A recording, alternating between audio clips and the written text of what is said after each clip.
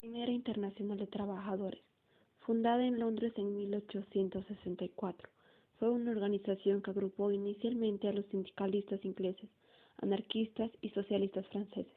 Nace como respuesta a la explotación que sufren los trabajadores como consecuencia de la revolución industrial.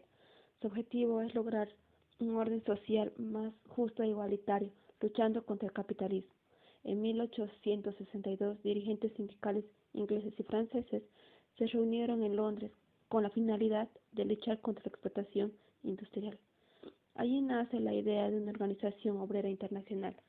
2 años más tarde, en 1864, se forma un comité cuya misión es redactar un programa y estatutos para la Asociación Internacional de Trabajadores, conocida posteriormente como Primera Internacional. Es aquí donde surge el movimiento obrero revolucionario.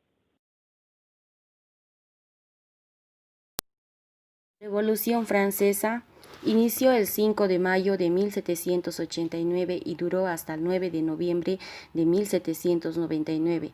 Fue un conflicto social y político con diversos periodos de violencia que convulsionó Francia y por extensión de sus implicaciones a otras naciones de Europa que enfrentaban a partidarios y opositores del sistema conocido como el Antiguo Régimen. Según la historia clásica, la Revolución Francesa marca el inicio de la Edad Contemporánea, al sentar las bases de la democracia moderna, lo que la sitúa en el corazón del siglo XIX. Abrió nuevos horizontes políticos basados en el principio de la soberanía popular. Uno de los acontecimientos con mayor alcance histórico de la Revolución fue la Declaración de los Derechos del Hombre y del Ciudadano, adoptada en 1948. Tuvo un valioso borrador en la historia del hombre y del ciudadano. Movimiento sindical. El movimiento sindical es parte del movimiento obrero que se organiza mediante sindicatos. Es una organización que reúne a trabajadores a partir del trabajo que desempeñan, con el fin de defender sus intereses comunes ante sus empleadores y gobiernos. Aparecida en el siglo XX, este movimiento está organizado en ámbitos nacionales e internacionales, mediante organizaciones sectoriales. La Declaración Universal de los Derechos Humanos de 1948 fue proclamada y aprobada por la Asamblea General de las Naciones Unidas.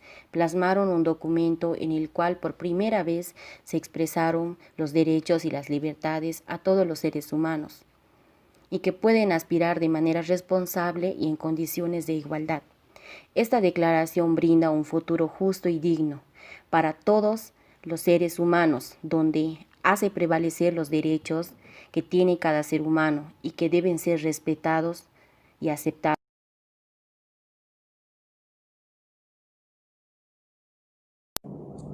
El movimiento obrero argentino tiene una historia de luchas con el movimiento independentista y la servidumbre, a que estaban sometidos los indígenas y esclavos, las personas secuestradas en África y sus descendientes por el Imperio Español. Los argentinos llevaron adelante una gran guerra por las tierras. Esto fue basado en la justicia social. Las organizaciones obreras empezaron en el siglo XIX por la comunidad obrera, por socialistas y anarquistas, llegados en la gran ola de inmigrantes. En el siglo XX se desarrolló sindicatos de industria que pusieron a la clase obrera como protagonista y al mismo tiempo fue objeto de grandes persecuciones y matanzas. A partir de 1943 los sindicatos influyeron en la formación del periodismo, ascendiendo al poder político. La globalización ha afectado al movimiento obrero, impulsando nuevas iniciativas y debates con el fin de reorganizar para desafíos que enfrentan los trabajadores en el siglo XXI. Brasil. Lula y los metalúrgicos. Los obreros industriales de Brasil, la mayor economía de América Latina, realizaron una serie de huelgas para reclamar aumentos salariales. La primera vez que los trabajadores se organizaron a gran escala en el país para desafiar el gobierno militar. Los sindicatos afirmaban que el régimen había manipulado a la baja y a las cifras de inflación y demandaban una actuación de los sueldos. En 1979, más de 170.000 obreros metalúrgicos paralizaron el corazón industrial de Brasil, São Paulo, con enfrentamientos entre las Fuerzas Armadas y los manifestantes. El gobierno militar finalmente aceptó ajustar los salarios cada semestre. Las huelgas fueron protagonizadas por el Sindicato de Obreros Metalúrgicos, cuyo líder era Luis Ignacio Lula da Silva. Llevaron a la creación del Partido de los Trabajadores, uno de los principales partidos políticos hoy en día. La historia de Bolivia sobre el trabajo se basa en 3 hitos importantes por los cuales atravesó nuestro país. El primer hito se dio en 1939 a 1942 con la Ley General del Trabajo bajo el gobierno de Germán Busch, que se dieron unas figuras importantes para el trabajador como ser la seguridad social, jornada laboral de 8 horas, salario mínimo vital, la indemnización, la fuerza sindical y el derecho a la huelga. Así también se da la Revolución Nacional para dar mayor protección a los trabajadores con la promulgación de normas y entes sindicales. Al 17 de mayo de 1936 se creó el Ministerio del Trabajo. El 11 de julio de 1944 nace la Federación Sindical Única de Mineros de Bolivia. El 17 de abril de 1952 se funda la Central Obrera Boliviana, que se dio por luchas sociales que hubo en esos tiempos y que hoy en día continúan.